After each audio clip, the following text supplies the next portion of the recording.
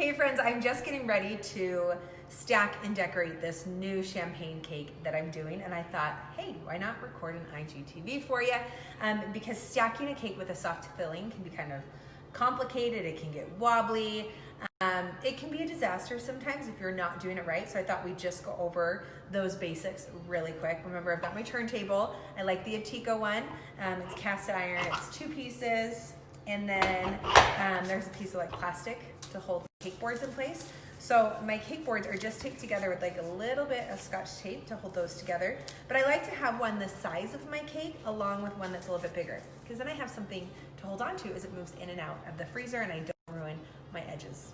First things first, I'm gonna put a little bit of frosting right down on my board with my offset icing spatula. Those are in the shop. Scrapers and acrylic discs will be back in stock in January. All right, so I've got my cake layers. It is chilled. It was in the freezer since, when did I make it? On Tuesday. And I took it out about an hour ago. So that's about how long, half an hour to an hour before you actually start to stack and decorate your cake, that you wanna let them thaw. Because you don't want them completely frozen. It'll harden up your frosting, but you want them chilled because they're easier to work with. And I put it right in the center of my cardboard disc. Now, I've got my really soft peach raspberry compote, pretty thin. I strained out most of the seeds and I thickened it with cornstarch, but I still don't want to put it right directly on the cake because I don't want it to seep into the cake. So I'm going to put a little frosting over this layer and then make sure to pipe around the edge as well. So I'm putting about ½ cup of frosting right there. Take the offset icing spatula and I am pushing the frosting out over the cake. The key is to keep the corner and the edge flat against the frosting the whole time, and then you'll create like a nice even surface. And I'm letting some of it go over the edge, but this is where we want to make sure like every step, everything's really level. So we've got kind of a thin layer of frosting going around there. Not too much, we'll save it. We've got it in the rim. So I'm going to use my piping bag, and this can hang over the edge too. You don't need too much. And anything going over the edge, I'll just add into my crumb coat. All right. Remember how to hold a piping bag. You got to twist it right here, clamp it with your thumb, your fingers, and apply pressure right there. So now I'm ready to put in my compote to the center of the cake. So I'm only going to use about half of this. It's not very much. I ended up using like a cup of peaches and a cup of raspberries with about ½ cup of sugar and 2 teaspoons of cornstarch. I reduced it down, so I've got like probably a ½ cup total in here. So only about 1/4 of this is going into the center of the cake. You never want to overfill your cakes with too much of a soft filling, because then it'll slip, it'll slide, things start to spill out, and we have major hiccups. So I just want a thin little bit. I didn't want this to like totally steal the show when you bite into the cake. I just wanted a little extra flavor, similar to the Martinelli flavor I used. But you could do this compote with like any other fruit flavor if you don't use the peach Martinelli.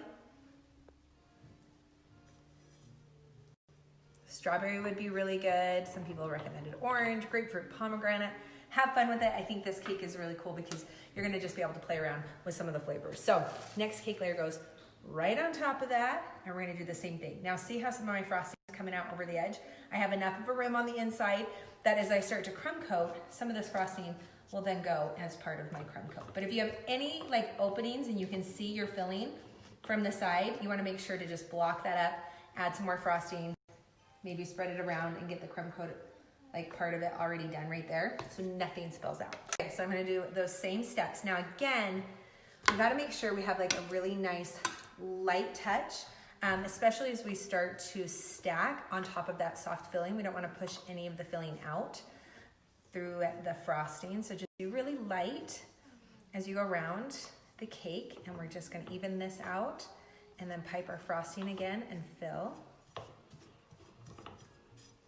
Like that. All right, a little more piping. This is one of the reusable bags from a shop. Silicone, super easy to clean just with like hot water and some soap. All right, and then the rest of our filling goes right in here. And if you did make extra of this, don't put it all in the cake. Like my lemon curd recipe, my like lemon bar cake, it makes a lot of the filling. just because my mom loves lemon curd. So when I made that cake for her, I made sure to like make extra of it so we could like serve a little bit on the side of each slice of cake. But you don't want to put all of it in the cake because then that will just make your cake slide all over the place. All right, look at that. I don't know if you can tell, but you can actually see like some of the frosting through that. So it's a pretty thin layer. This last layer now is gonna just go right on top, but we're gonna put top side down. So this is the bottom side is coming up. Place it right on top. And now we'll do the crumb coat. Okay, so now the crumb coat. We're just gonna do a thin layer of frosting around the entire cake to just keep everything locked in.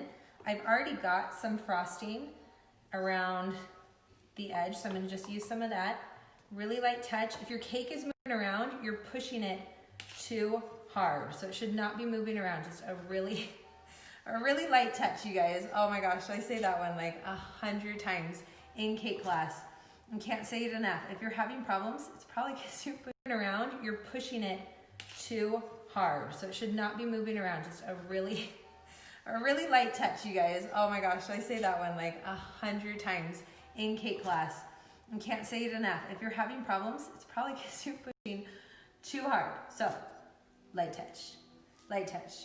I was joking with some friends, literally the only time I said to push hard on your cake is when you're doing those stripes and you have that frozen buttercream.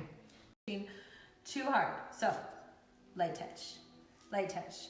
I was joking with some friends, literally the only time I said to push hard on your cake is when you're doing those stripes and you have that frozen buttercream that you're working with.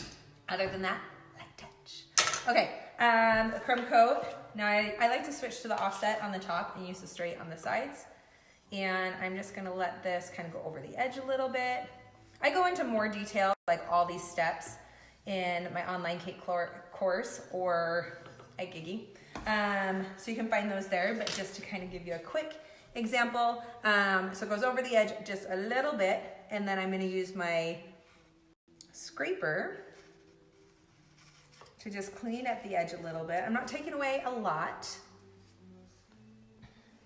And I'm not using a hard touch, it's a light touch. Because I don't wanna go like any more than this. You can see the cake right there. If I keep going around some of those spots, what happens is you pull up the cake and you do get crumbs, even if you're trying to be really careful. So one time around, just to clean up any excess frosting, and then you can see that frosting that was hanging over the edge came up and kind of made this crown around the cake. We're gonna take our offset icing spatula and just drag that in. Start away from you and just bring it towards you a little bit. Keep it nice and flat, don't angle it, all right? And that's a crumb coat. It's stacked. We're gonna freeze it for a little bit and then I'll come back and decorate it. Gotta kind of still decide what I'm gonna do on this one.